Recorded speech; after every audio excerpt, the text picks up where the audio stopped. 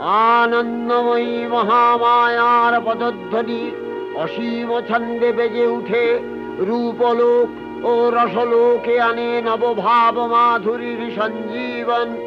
তাই আনন্দিতা শ্যামলী মাতৃকার চিন্ময়ীকে মৃন্ময়ীতে আবাহন।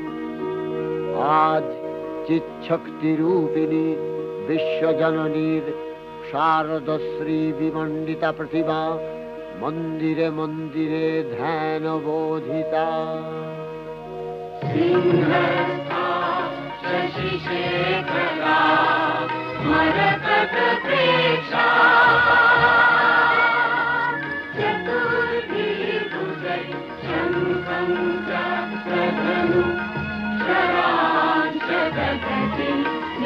Thank you.